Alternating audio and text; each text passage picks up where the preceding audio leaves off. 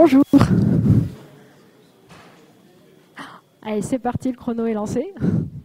Donc, bonjour à tous et à toutes, et merci d'être venus aussi nombreux pour discuter de douceur. J'en profite pour glisser un petit merci aux organisateurs et sponsors de Tour & Tech, grâce à qui je suis là aujourd'hui. Et je voudrais commencer par vous poser une petite question. Est-ce que vous connaissez l'expression « un peu de douceur dans ce monde de brut » ? Oui. Ce que j'aime bien avec cette expression, c'est qu'elle donne un peu une image de la douceur comme quelque chose d'un peu rare, un peu de précieux. Et on n'a pas tout à fait la même image de la douceur en entreprise. Et c'est de ça dont je voudrais discuter aujourd'hui. Alors avant de commencer, je vais me présenter, si ma télécommande veut bien fonctionner. Non, tant pis, j'y vais comme ça. Je m'appelle Anaïs Huette et je suis coach agile chez Hippon. Et je suis aussi assez souvent perçue comme étant quelqu'un d'assez doux. Ça, c'est durant toute ma carrière, j'en ai pas mal entendu parler. Alors, pourquoi ? Est-ce que c'est parce que je me lave avec Myrlène Machine ? Non. Alors, déjà, il y a le fait que je suis une femme, et les stéréotypes de genre aidant, la douceur est assez associée à la féminité. Alors, ça ne veut pas dire que ce n'est pas possible d'être un homme qui est doux, hein, mais juste en étant une femme, je gagne déjà quelques petits points de douceur. Il y a aussi le fait que je suis une maman, et ça, dès que je suis devenue une maman, en entreprise, j'ai assez vite reçu des petites remarques sur le fait que, puisque je suis une maman, je vais être plus à même d'être attentionnée, de prendre soin des gens. Pas forcément le cas, mais ça rentre dans la perception. Et enfin, et surtout, il y a ma petite voix douce, que je mets entre guillemets, parce que alors ça, j'en ai entendu parler de ma petite voix douce, durant toute ma carrière aussi. Et justement, c'est cette petite voix douce qui a lancé ce sujet aujourd'hui. Donc, je vais vous raconter une petite histoire. Il y a quelques mois, j'ai fait des entretiens pour potentiellement faire une mission, donc de l'accompagnement agile. Oui, coach agile, ça colle. Donc, l'entretien n'a pas abouti, ça arrive. Et un feedback que j'ai eu, ça a été que, avec ta petite voix douce, on n'est pas sûr que tu puisses gérer des cas difficiles. Aïe. Donc, j'en profite pour faire un petit sondage, vous poser la question. Et vous, est-ce que ça vous est déjà arrivé, alors pas forcément sur une petite voix douce, mais qu'on vous fasse des remarques comme ça, vous êtes trop doux, trop abrupt, trop ceci, trop introverti, quelque chose. Enfin, petit sondage à main levée. Ah ouais, quand même. Puisque c'est à quoi je m'attendais.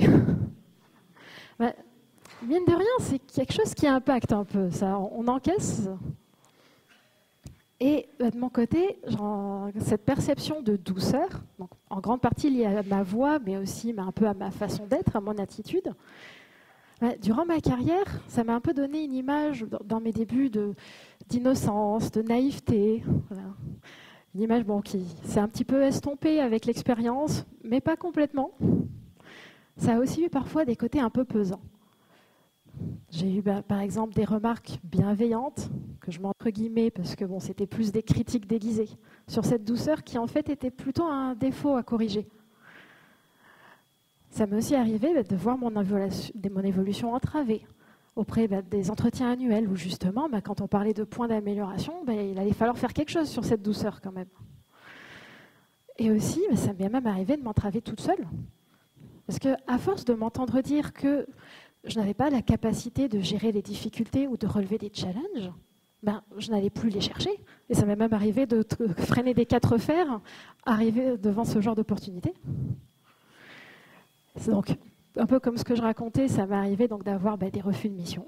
Parce que on se dit, ça ne va pas passer, trop douce. Et même, ça m'a aussi parfois fait de moi une cible facile pour du harcèlement. On s'est dit, la personne qui a une petite voix douce, c'est pas elle qui va aller se plaindre. Et donc, pour revenir à mon histoire, la dernière fois que j'ai reçu cette remarque, donc sur ma petite voix douce, et là, ce coup-ci, ça a été un peu la goutte d'eau, quelque part. Au lieu d'encaisser comme d'habitude et d'attribuer ça à du sexisme ordinaire, je me suis dit, est-ce qu'il n'y aurait pas quelque chose de plus ? Est-ce qu'il n'y aurait pas un sujet à gratter ? Est-ce qu'il n'y aurait pas quelques questions à se poser ? Et donc je me suis demandé, d'où vient déjà cette idée que la douceur est un défaut ? Et si en fait, est-ce que ça ne pourrait pas être une qualité ? est-ce qu'on ne pourrait pas imaginer une posture douce et est-ce qu'elle ne pourrait pas nous apporter des avantages? Donc, des avantages pour vivre dans ce monde de brutes. Mais en fait, est-ce qu'on vit vraiment dans un monde de brutes aussi? Et bon, pour répondre à ces questions, la toute première déjà, ça va être le sujet qui a lancé tout ça, le petit caillou qui a lancé l'avalanche. C'est quoi le problème avec la voix? Parce que normalement, il ne devrait pas y avoir de relation entre le timbre de ma voix et mes capacités. Alors j'ai commencé à chercher et je me suis demandé si c'était arrivé à d'autres femmes dans l'histoire d'être délégitimisées à cause de leur voix. Et j'ai trouvé pas mal d'exemples. Il y en a un en particulier que je voudrais vous partager, c'est celui de Margaret Thatcher, qui a été première ministre du Royaume-Uni entre 1979 et 1990, donc 11 ans. Et lorsqu'elle a démarré sa carrière dans la politique, elle a reçu pas mal de critiques, au moins au tout début, sur sa voix jugée trop stridente. Au point où Margaret Thatcher a fait appel à un coach vocal pour faire diminuer la fréquence de sa voix de 60 Hz. Alors, pour avoir une idée de ce que ça représente, prenons un piano. Sur ce piano, si on pose les fréquences des voix masculines, on les met à peu près par là, entre 75 et 140 Hz, et même qui débordent un peu sur la gauche. Les voix féminines vont aller plutôt par ici, entre 170 et 250 Hz. Et donc, si on imagine la voix de Margaret Thatcher à peu près en moyenne au milieu, donc là, sur un là, à 220 Hz, après le travail avec le coach vocal, sa voix se serait retrouvée ici, entre un mi et un fa, à 160 Hz. Une belle différence quand même. Et ça, mine de rien, ça a eu un impact notable. Ça a même été noté dans la biographie qui a été publiée à sa mort en 2013. On disait donc, bientôt, les tons harceleurs de la ménagère ont laissé place à des notes plus douces et lisses, qui craquaient rarement, sauf sous provocation extrême de la Chambre des communes. Et quand même, hein. Et ça, ce n'est pas arrivé qu'à Margaret Thatcher. Je peux vous raconter l'histoire d'une autre femme un petit peu moins connue, ma mère, qui, à l'époque où Margaret Thatcher devenait première ministre du Royaume-Uni, ma mère travaillait au service de santé des armées et prenait du grade et des responsabilités. Et à l'époque, on lui a dit « Ah, tu dis des choses très pertinentes, mais avec ta petite voix douce, on ne te prend pas au sérieux. » Comme quoi, c'est de famille. Et ma mère a eu l'opportunité de suivre une formation pour apprendre à mener des ateliers, des réunions, et aussi à baisser la fréquence de sa voix, d'un ton, d'un demi-ton, afin d'être prise au sérieux. Et c'est quelque chose qui lui a servi durant tout le reste de sa carrière. Quand elle a pris sa retraite, elle était officier. Et ça, cette drôle de relation entre la fréquence de la voix et une position de leadership, une position pour mener, une scientifique canadienne l'a étudiée, s'est posé des questions en 2016, et elle a fait une expérience très intéressante. Elle a pris des groupes de participants, de 4 à 7 personnes, pour un atelier assez basique en soi, c'est-à-dire décider en groupe de la liste des objets dont un astronaute aurait besoin pour survivre à une catastrophe sur la Lune. Bon. Mais, petite subtilité en plus, chaque participant et participante avait reçu l'instruction en amont de faire sa propre liste d'objets. Et on leur avait dit que s'ils parvenaient à avancer le plus d'éléments de leur liste et de l'ordre de leur liste lors du moment de groupe, ils auraient une compensation financière supplémentaire. Donc chacun et chacune avait une motivation pour prendre le lead. Et donc, moment en groupe était enregistré. Et donc, Joey Chang a observé que dès les premières minutes de l'interaction, chaque membre modulait inconsciemment la fréquence de sa voix. Certains en faisant un peu monter la fréquence, d'autres en la faisant un peu baisser. Et autre observation, les personnes qui avaient le plus fait baisser la fréquence de leur voix étaient les personnes qui avaient le plus pris le lead et qui avaient été vues par les autres comme étant les leaders du groupe. Et ça, pour essayer d'expliquer d'où ça vient, Joey Chang l'a mis en lien avec un comportement qu'on trouve aussi dans la nature, parmi les animaux, donc parmi nos cousins les primates, qui, lors d'événements en groupe où il y a besoin de poser de la dominance ou de défendre quelque chose, vont aussi moduler inconsciemment leur voix et vont baisser la fréquence de leur voix pour établir la dominance.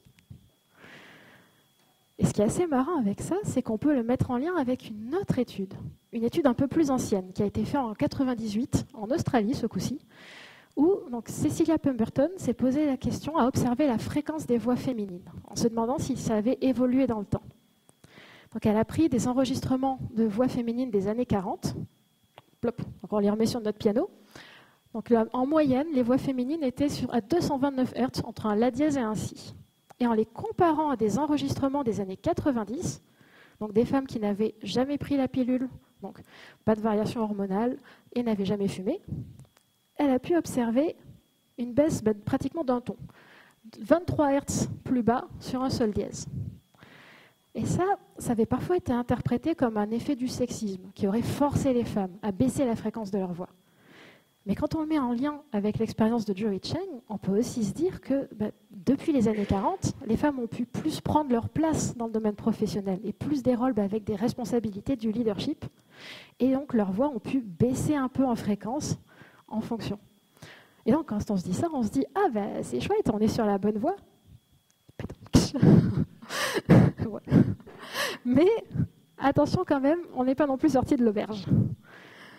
En 2019, l'UNESCO a publié un rapport intitulé « Je rougirais si je pouvais ». Et dans ce rapport, il lance un signal d'alarme est lancé concernant les assistants numériques vocaux, donc Siri, Alexa, Cortana, qui prennent une énorme place dans nos vies maintenant, et qui sont en grande majorité donc des prénoms féminins, des voix féminines, et qui posent le risque de créer une association entre donc les voix des femmes et cette attitude de servilité et de soumission de l'assistant numérique. Et le titre de cette étude, ils ne l'ont pas choisi au hasard.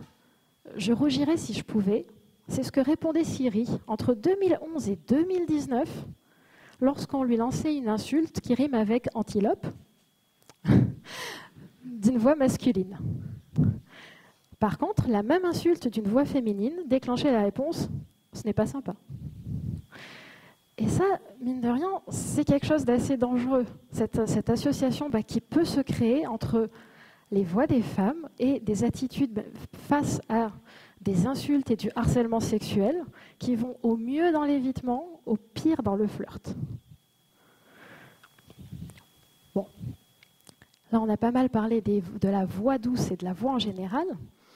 Mais un truc que j'ai remarqué en étudiant donc cette douceur et cette perception de douceur, c'est ce qu'on a pu voir, c'est que la perception de la douceur, ça commençait à coincer lorsqu'on arrivait dans ce rôle de management ou de leadership.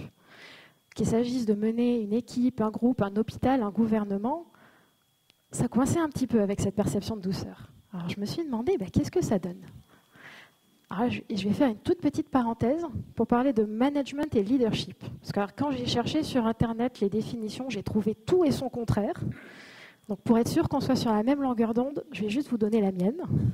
À savoir, pour moi, le management est un rôle qui va être lié à des responsabilités, à un poste. Et le leadership va être une posture, donc la capacité à emmener un groupe vers un objectif commun. Et donc une personne va pouvoir être dans un rôle de management sans forcément faire preuve de leadership, faire les deux, faire preuve de leadership sans avoir un rôle de management, ou même aucun des deux, c'est pas obligé. Voilà, je referme la parenthèse. Donc maintenant, parlons douceur et management. Et là, quand je commençais à creuser, je me suis heurtée très vite aux stéréotypes de genre.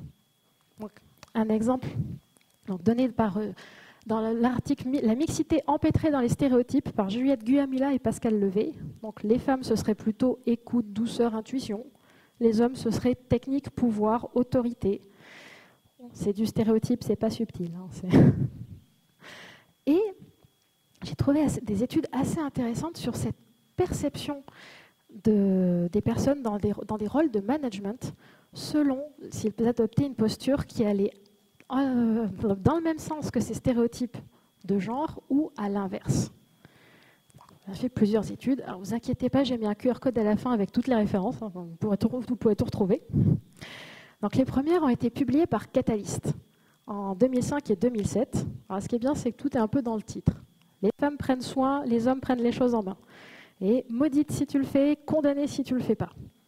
Et ce qu'elles ont pu observer, donc en se penchant du côté de la perception des femmes dans les rôles de management, c'est qu'en grande majorité, quand une femme allait donc dans le même sens que son stéréotype, donc du management avec une posture douce, de l'écoute, elle était vue comme étant sympa, agréable, mais pas forcément très compétente.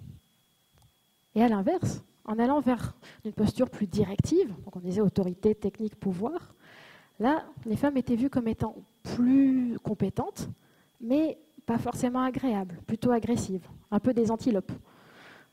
Et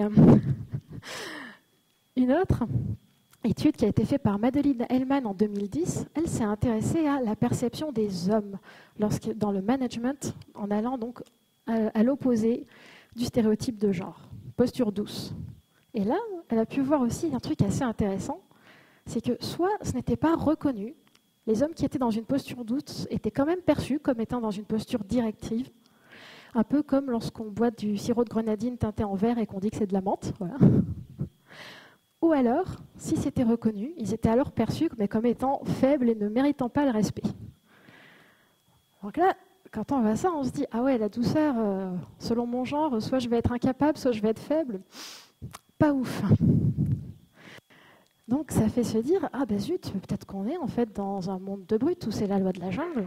Il va falloir se faire respecter parce que sinon, on ne va pas pouvoir. » quoi.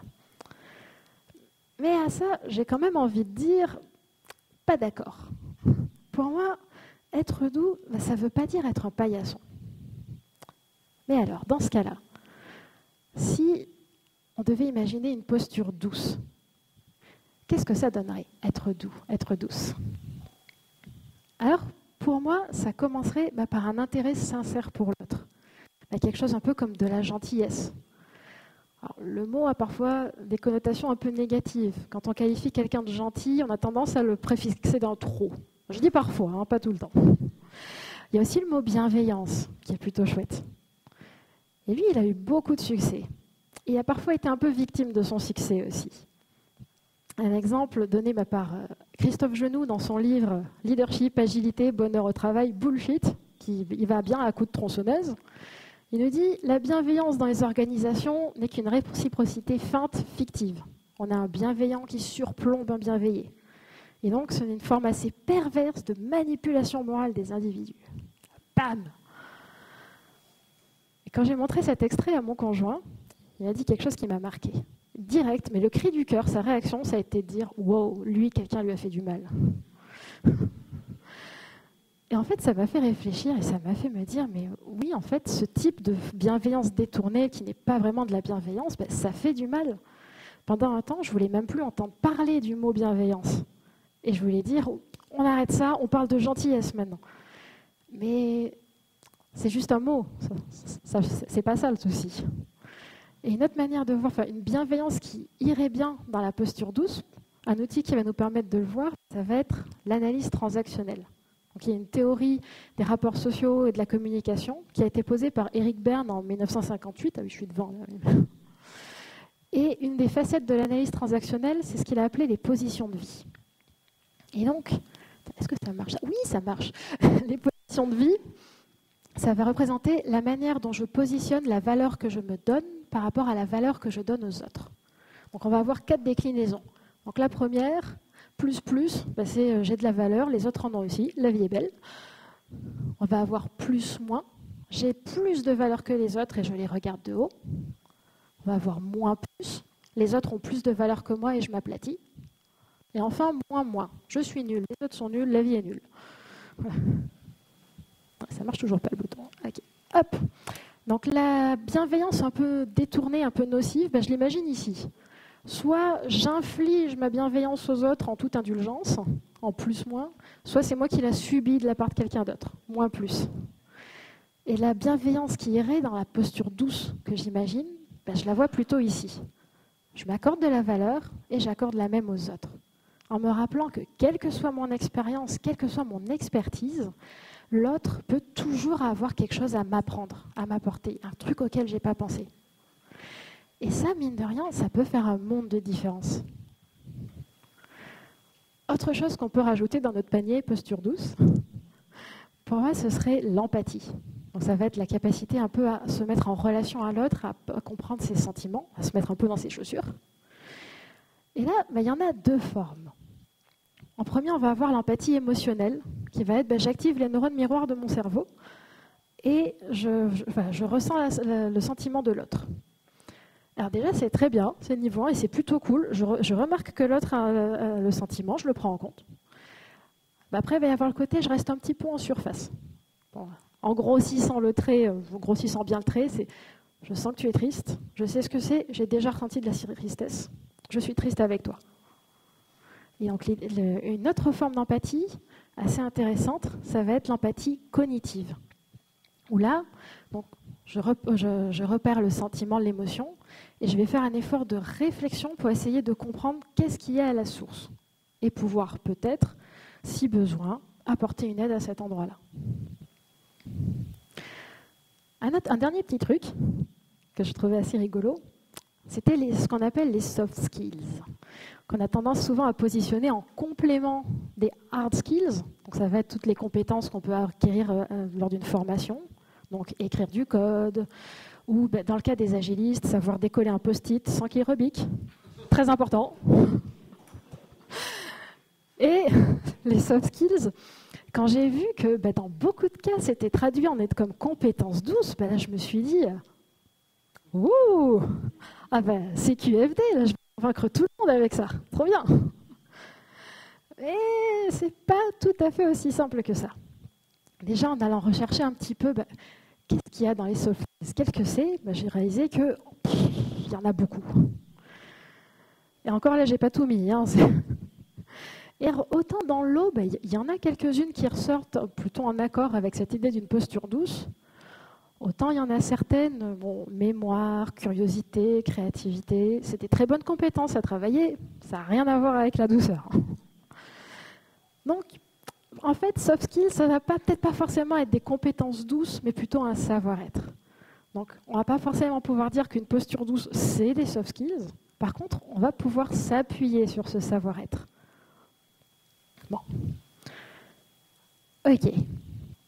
Alors, j'ai défini un petit peu cette idée d'une posture douce, mais quand même, là, la question pour le coup qui vient juste derrière, c'est de se dire, oui, c'est bien mignon tout ça, mais pardon, mais qu'est-ce que ça donne quand je remets ça dans ma poche, et qu'est-ce que ça donne quand on l'applique dans la vraie vie, dans le monde professionnel? Alors, de mon côté, comme je disais, je travaille plutôt dans l'agilité. Et quand j'ai réfléchi à ça, je me suis dit, attends, l'agilité, ça a la réputation d'être le monde des bisounours et des arcs-en-ciel un peu. Donc là, normalement, une voix douce, une posture douce, je devrais être la reine, quoi. Et pourtant, l'entretien où ma voix était trop douce, c'était de l'accompagnement dans un contexte agile. Donc il y a peut-être encore un truc qui coince là. Et en allant gratter un peu, quand on y réfléchit, effectivement, c'est peut-être pas si bisounours que ça, l'agilité. Mais déjà, il y a les fameuses transformations agiles, et alors ça se fait rarement en douceur. Ça a tendance à générer des chocs de culture, entre la culture agile et la culture de la gestion de projet classique, et donc tout son lot de résistance au changement. Et mine de rien, tout ça, ça va entraîner un certain nombre de défis, de challenges que les personnes qui travaillent dans l'agilité vont devoir gérer. Donc les différents rôles qu'on retrouve dans l'agilité vont chacun faire face à leur lot de challenges. Donc je les ai rassemblés en 3 grosses familles. On va avoir d'abord les rôles dans la facilitation, l'accompagnement. Donc on les reconnaît à leur post-it bien droit. Ouais. Donc tout ce qui est Scrum Master, Coach Agile, Kanban Master, il y en a et j'en oublie tout plein. Donc ça va être les personnes qui vont être là pour poser le cadre, et qui vont devoir marcher sur le fil entre le faire avec rigueur, mais pouvoir aussi s'adapter aux besoins de l'équipe sans dénaturer ce cadre. Qui vont être les personnes qui vont être en figure de proue des transformations, qui vont être là pour les mener et qui vont aussi se prendre en pleine figure toutes les embrouilles qui vont avec. Et donc, qui vont être là pour gérer les conflits qui vont émerger et dans bien des cas, dire des choses qui fâchent. Des choses comme on va arrêter d'estimer en jour homme. Ou ça, c'est pas une user story, c'est un cahier des charges.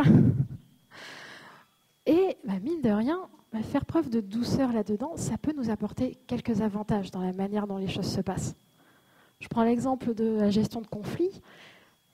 en faisant preuve d'empathie, lorsqu'on voit des frustrations et du conflit qui se génèrent, et aussi, ça peut aussi nous aider à accompagner les gens dans cette empathie et à en faire preuve aussi, et essayer de faire passer les choses. Autre grande famille, on a le côté métier, donc product owner, product manager, et les gens oublient tout plein, mais c'est pas grave. Donc des rôles qui vont un peu se retrouver à faire le grand écart souvent entre les besoins des clients, des parties prenantes, de l'entreprise, de l'équipe, et puis essayer de tout faire caler, qui vont faire face à des avis contradictoires. L'exemple classique de on a deux parties prenantes et chacun veut pousser son besoin avant celui de tous les autres. Et si on saupoudre d'une petite dose de hiérarchie, là, ça fait bien monter la pression. Et face à ça, ce sont des rôles où il va falloir dire non, et fermement, et puis défendre ses décisions. Non, on ne fera pas tout ce qu'il y a sur le backlog, et c'est comme ça. Et là aussi, un peu de douceur, une posture douce, ça peut nous aider à fluidifier ces moments et ces échanges. Je prends l'exemple des deux parties prenantes qui veulent chacun pousser son besoin à l'exclusion du reste. Eh bien, on peut les mettre ensemble dans une pièce, faciliter un échange et les impliquer pour construire ensemble le produit, essayer de dédramatiser un peu tout ça. Dernière grosse famille, on va avoir le côté plutôt technique. Alors là, développeur, lead tech, architecte, QA, j'ai oublié plein de monde. Et ça va être les personnes qui souvent vont subir le plus les irritants du cadre qui est posé et parfois imposé, qui vont aussi faire face parfois à des délais et des charges qui vont être complètement incompatibles. Parce que même si sur le papier, on écrit qu'on un travail constant à un rythme soutenable, dans les applications, on n'y est pas toujours.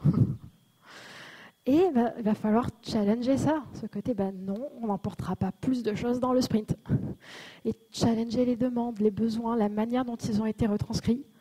Donc gérer tous les blocages qui arrivent au fur et à mesure. Et, je me répète, mais là aussi, on va peut-être pouvoir arrondir un peu les angles et aider pour le travail ensemble et le travail d'équipe avec cette posture douce. Donner un exemple rigolo du vécu. Je suis dans mon équipe et il y a une personne dans l'équipe qui m'a encore demandé une merge request où elle a fait n'importe quoi. Et on lui a déjà dit de ne pas faire ça comme ça. Et moi, j'en ai marre. Donc, qu'est-ce que je peux faire ? Je peux peut-être lui refuser sa merge request, lui mettre un petit commentaire bien salé, ça lui apprendra. Ou alors, je peux peut-être aussi organiser un moment de pair programming et travailler ensemble pour partager la manière dont je fais, mais aussi pour observer la manière dont cette personne fait. Peut-être qu'il y a quelque chose que la personne n'a pas tout à fait compris, mais qu'elle n'a pas osé dire devant l'équipe, et on pourra voir ça ensemble.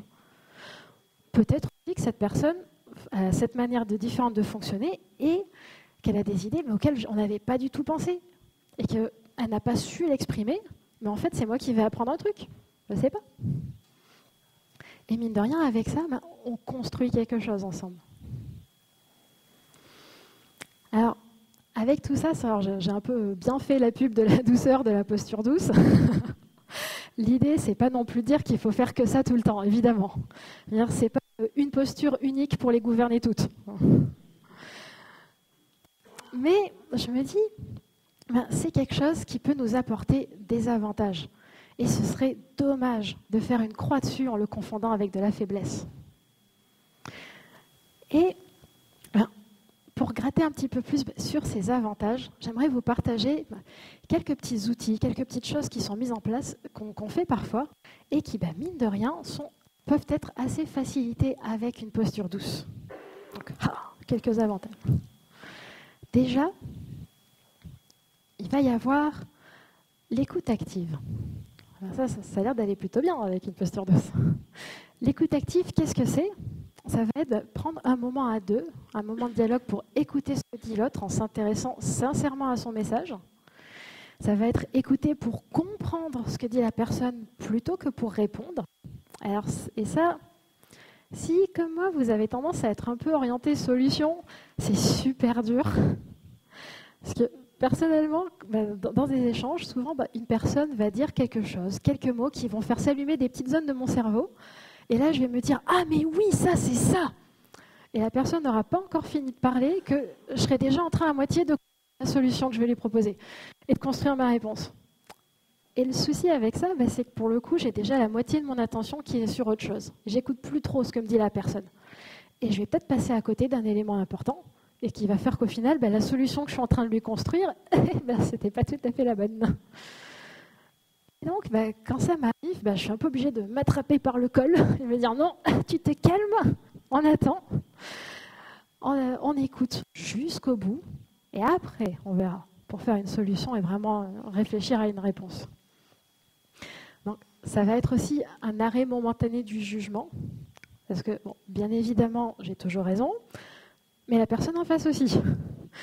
Donc, pour le coup, je prends ça en compte et je vais forcément juger pendant ce temps.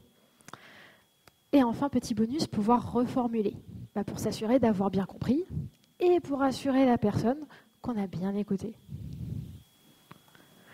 Un autre outil donc assez connu aussi, ce qu'on appelle la communication non violente et qui a tendance à être représenté par un petit bonhomme qui nous donne 4 étapes. Et ça va nous donner un peu une grammaire du feedback et de la critique. Ça va nous aider à exprimer quelque chose. Donc on va commencer par une observation. J'ai remarqué, j'ai l'impression, je ressens, plutôt que toi, tu as fait ça. On va exprimer donc, le sentiment qui est généré par cette observation, le besoin qui en découle. Et enfin, très important, on va écouter aussi le besoin de l'autre et on va l'impliquer. Qu'en penses-tu ? Est-ce que tu peux m'aider ? Et comme ça, ça va nous permettre de construire un dialogue à partir de cette critique, plutôt que de la poser et puis c'est bon, c'est dit, je m'en vais. Alors, un autre outil un peu moins connu, mais que j'aime beaucoup, c'est un outil qui a été développé par Louise Evans, donc qui est une coach, et qui s'appelle, dont elle parle dans son livre 5 chaises, 5 choix. C'est les 5 chaises, logique. Et elle utilise cet outil pour modéliser les différents types de comportements que nous adoptons lors de nos interactions. Donc elle représente par des chaises de couleurs différentes sur lesquelles nous venons métaphoriquement nous asseoir selon les comportements que nous adoptons. Donc la première, c'est la chaise rouge, la chaise de l'attaque, qui est un petit peu quand on est agressif dans nos conversations, mais aussi passif-agressif ou défensif. En gros, si je cherche à gagner une interaction, je suis sur la chaise rouge. Il y a la chaise jaune, la chaise du doute de soi, où ça va être le moment où ça va être pourquoi j'ai dit ça ? Oh mais je suis nulle, j'aurais pas dû. C'est le moment où je me victimise et je me replie sur moi-même et j'ai l'impression d'avoir tout loupé et d'être nulle. La chaise verte, la chaise de l'attente, ça va être je fais faire un pas en arrière, un petit peu une chaise de transition. J'observe ce qui se passe, mes émotions, la situation, les faits. Et je fais ce pas pour sortir de la réaction, entrer dans la réflexion. Et donc les 2 chaises suivantes, on va voir la chaise bleue, détection, c'est-à-dire je tourne mon attention sur moi-même, il se passe des choses bizarres, oui. Je tourne mon attention sur moi-même et j'observe mes sentiments, mes besoins pour pouvoir les exprimer. Donc la communication non violente, elle va nickel sur cette chaise.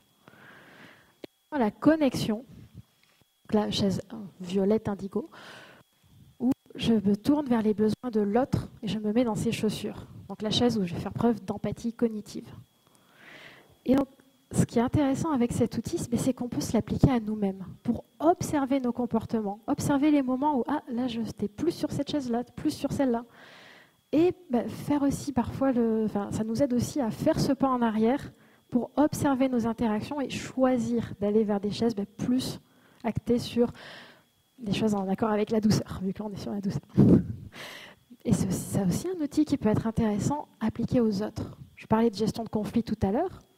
Pouvoir accompagner une personne d'une chaise à l'autre en l'aidant à verbaliser ses émotions à chaque état, ça peut l'aider à l'accompagner en douceur d'un état d'agression jusqu'à un état d'empathie. Un petit dernier pour la route. Voilà, c'était difficile de parler de douceur sans parler des chauds doudous. Donc, les chauds doudous, c'est un concept qui a été créé par Claude Steiner en 1984 2004 dans son roman conte pour enfants, Le conte chaud et doux des chauds-doudous. Pour la petite anecdote, Claude Steiner était un élève d'Éric Berne, celui qui a créé l'analyse transactionnelle. Et on retrouve un peu les principes dedans. Et donc, alors je ne vais pas raconter le conte en entier, mais le principe de l'histoire, donc au pays des chauds-doudous, chaque personne naît avec un sac, et dans lequel il y a une quantité infinie de petites créatures toutes chaudes et toutes douces qu'on peut se donner les uns les autres. Et quand on reçoit un chaud-doudou, eh bien on se sent chaud et doux et heureux. Et ça, qu'est-ce que c'est dans la vraie vie? Ça va être tous les feedbacks positifs, les petits mots gentils, les moments où on exprime de la reconnaissance envers une personne. Parce qu'on travaille beaucoup notre grammaire du feedback négatif, mais les feedbacks positifs, c'est très important aussi.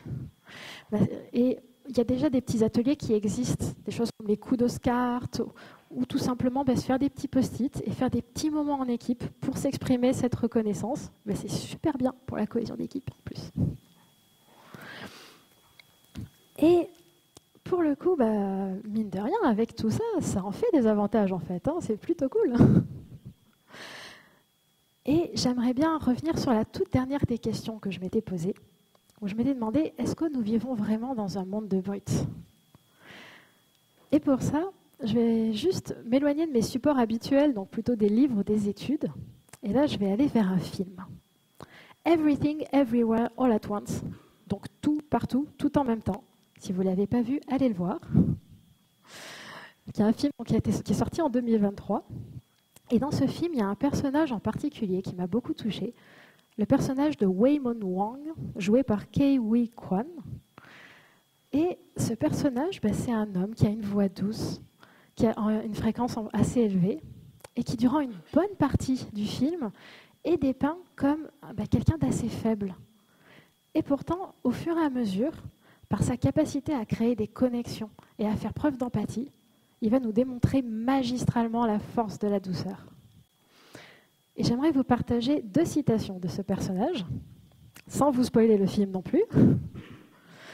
Il me dit « Tu penses que parce que je suis gentil, ça veut dire que je suis naïf. Et peut-être que je le suis. C'est stratégique et nécessaire. C'est comme ça que je me bats. » Et la deuxième, « La seule chose que je sais est que nous devons être gentils. S'il vous plaît, soyez gentils. En particulier lorsque nous ne savons pas ce qui se passe. » Et ça me fait me dire que peut-être qu'on ne vit pas dans un monde de brutes en fin de compte, mais plutôt dans un monde incertain, auprès d'autres êtres humains qui font face à tout autant d'incertitudes. Et tout comme l'agilité nous aide à faire face à la complexité, peut-être que la douceur peut nous aider à faire face à cette incertitude, en faisant preuve de gentillesse, avec les autres comme avec nous-mêmes. Et pour moi, la douceur est un avantage, une force. Et personne, homme ou femme, ne devrait être pénalisé pour ça. Bon, je vous avais parlé des références et de QR codes. Les voici. Donc vous avez ici tous les livres, les ouvrages, les TEDx, tout ce sur quoi je me suis basée. Et le seul que je n'ai pas encore cité, c'est un podcast par Isabelle Châtaignier, qui s'appelle « Pas convaincu », l'éloquence au féminin, où elle s'intéresse aux arts oratoires et à la voix des femmes dans l'histoire, que je vous recommande vivement. Il est très sympa. Et il est aussi dans le fichier PDF. Je vous laisse une minute.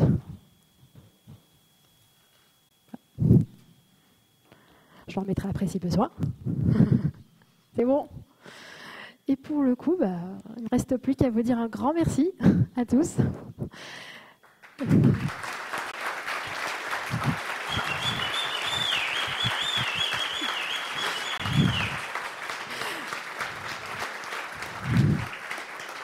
Merci. Et donc, il nous reste 11 minutes si vous avez des questions, des chauds doudous, des feedbacks. Voilà. Et sinon, il y a le petit QR code qui est juste là.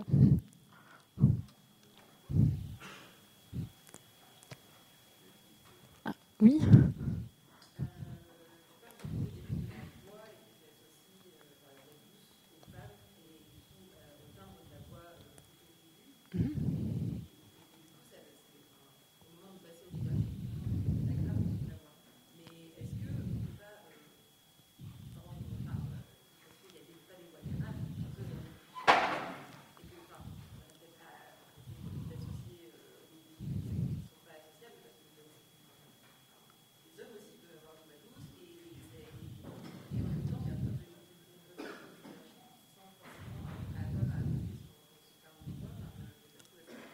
Oui.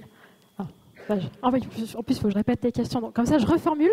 Donc, si j'ai bien compris, je parle du fait qu'on a cette côté, la voix qui devient plus grave et que ça veut dire leadership, et donc que je l'associe à ce côté donc femme et voix douce qui donne cette impression de moins de capacité, moins de leadership, mais c'est possible d'avoir des hommes qui ont la voix douce et qui sont quand même vus comme des leaders. Est-ce que j'ai juste? Et ben, alors, ce qui est assez marrant avec ça, c'est cette étude pour la fréquence des voix.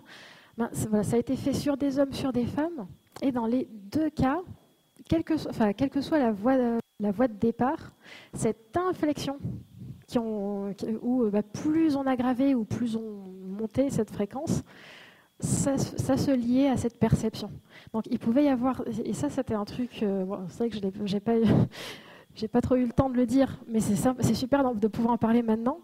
Dans cette expérience, la chercheuse a aussi observé par rapport aux voix de base des participants et participantes que les personnes qui avaient naturellement des voix très graves n'étaient pas forcément celles qui allaient faire le plus d'inflexions. Et c'était vraiment les personnes qui avaient le plus baissé qui envoyaient le plus ce signal du attention, c'est moi le chef. Enfin, donc, il pouvait y avoir donc, des hommes avec la voix plutôt douce, mais qui baissaient beaucoup la voix, pouvaient être plus en posture de leader que une personne avec la voix très grave qui la baissait relativement peu ou qui allait au contraire l'augmenter.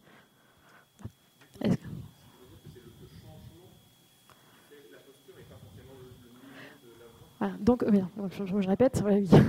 Mais donc pour le coup, oui, je dis, voilà, tu me disais, oui, donc c'est le changement qui fait la posture et pas forcément le niveau de la voix. Ben, c'est cette inflexion qui envoie le message. Mais le niveau de la voix, ça peut jouer un peu aussi sur le côté, au moins sur la perception de base avant qu'on ait cette inflexion. Mais le message en groupe, leader, ça va être je baisse. Est-ce qu'il y avait d'autres questions pour le coup? Oui.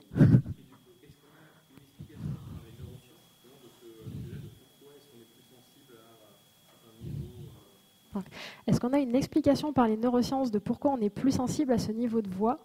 Alors, pour l'instant, la seule explication que j'ai trouvée, c'était un peu cette théorie c'est un signal qui est envoyé au cerveau, un peu comme ces signaux inconscients visuels de dominance. Il y avait eu pas mal d'études sur le côté selon c'était les mâchoires plutôt carrées, épaules larges, qui envoyaient un signal visuel de cette personne est plus dominante. Mais il y a aussi des signaux auditifs qui envoient ce type de message. Et donc, ça en ferait partie, d'après ce que j'ai trouvé en tout cas. Oui. Ou... Oui. Alors, chez les enfants, attends, je vais retourner à mon piano. Alors, attention, je rembobine. Est-ce que chez les enfants, il y a les mêmes résultats? Alors, j'essaie de retrouver mon piano. Voilà, piano. On va le prendre là. Les enfants, donc, alors je ne les ai pas mis, vu que là, je parlais beaucoup du contexte professionnel, ce n'était pas forcément pertinent. Les enfants, ils sont là, notre piano. Alors, et pour le coup, donc encore plus aigu, et donc ça va baisser avec la puberté. Et toute la partie leadership en groupe, là, on a plutôt testé sur des adultes. Je n'ai pas trouvé de recherche qui teste sur des enfants. Et vu comme les voix varient à cet âge-là, je me demande ce que ça donnerait. Oui, beaucoup. J'allais poser un peu une question qui ressemblait sur. Je demandais si le fait que effectivement les sons aigus soient plus associés d'abord aux enfants qui ont moins de savoir, est-ce que ça avait une influence inconsciente sur eux? Peut-être que non. Ah, c'est super intéressant, oui. Donc de se dire, est-ce que le fait que les sons aigus les sons plus aigus soient associés, je vais y arriver. Le fait que les enfants aient des voix plus aiguës fasse que ce son aigu soit associé à moins de savoir ou ce côté enfantin. Et c'est super intéressant. Je n'ai pas trouvé de choses qui le prouvaient ou qui vraiment le confirmaient réellement. Mais ça fait réfléchir, oui, ce côté, plus la voix est aiguë, plus on se dit, y a pas... En tout cas, ça revient un petit peu à cette perception, petite voix douce, ça passe pas trop. Non, je vais peut-être... Oui, là.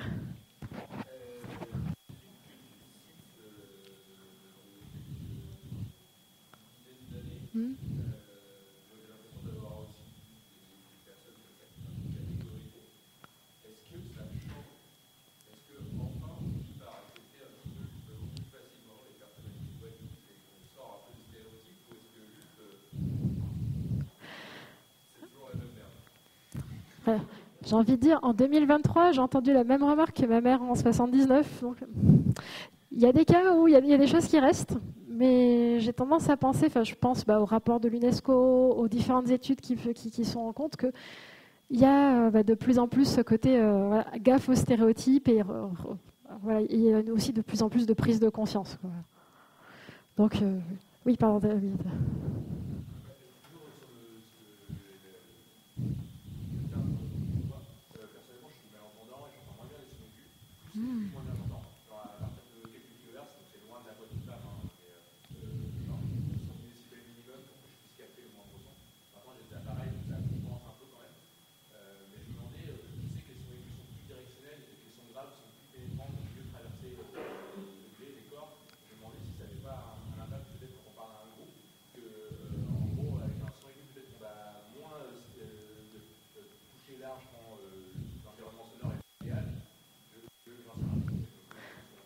Oui, pour le coup, j'essaie de bien remettre.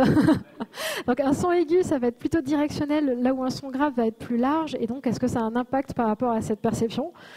Et alors, c'est une très bonne question. Je ne saurais pas trop le dire. Enfin, là-dessus, j'ai trouvé beaucoup d'études que j'ai pas pu mettre là-dedans par rapport justement aux acoustiques et aux sons, et notamment les acoustiques dans les salles d'oration qui ont tendance à être plus adaptées aux voix plus graves, justement pour ce côté groupe et tout.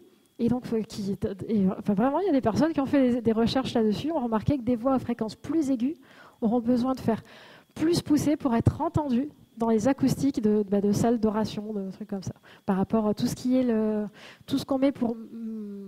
Ah, j'ai perdu le mot. Oui, le mot acoustique, oui, acoustique, mais tout ce qu'on met pour absorber le bruit ou faire en sorte à ce que seulement certaines fréquences rebondissent pour bien entendre, elles vont plus être adaptées. Mais après ça, c'est pas non plus des écarts énormes. Voilà. Oui. Oui, je remets la slide. Alors, un focus sur la communication non violente. Donc, je retourne en avant. Ça vous fait réviser. Là, voilà. On reparler un petit peu. Oui. Reparler un petit peu de ce que c'est la communication non violente. Comment on peut l'appliquer.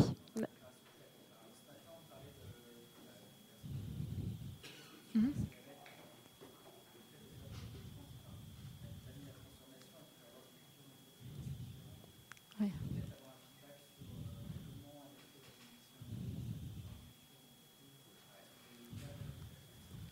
Ah oui, donc utiliser la communication non violente au quotidien. Alors je vais faire vite, il me reste 1 minute, mais après on peut en discuter.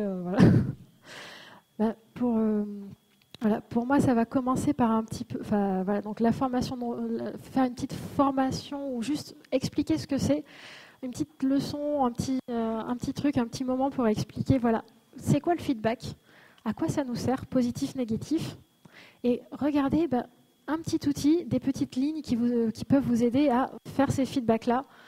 Voici la communication non violente. Alors, il y a le bonhomme, mais ça peut être d'autres manières de les représenter, et après avec des exemples un peu concrets. Évidemment, maintenant que je dis ça, là, c'est page blanche. J'ai remarqué que tu étais très souvent en retard sur le daily qu'on est en train de mettre en place. Et ça me donne l'impression que t'es pas forcé, que malgré tout ce qu'on est en train d'essayer de mettre en place, tu t'en fiches un petit peu. Et ça me fait me sentir un peu frustrée. Et j'aurais besoin que même si ça ne te plaît pas trop, tu viennes un petit peu pour que j'ai l'impression que tout le monde essaye. Et ça m'aiderait beaucoup. Qu'est-ce que tu en penses? Est-ce que tu peux essayer? Quelques petits exemples qui seront un peu liés au contexte qu'on a pour donner un petit peu donner un petit peu matière à réfléchir et surtout quelque chose de concret qui fait se dire « Ah, ok, ça s'applique comme ça, je vais voir à essayer. » Il me reste 10 secondes. La question est claire, oui.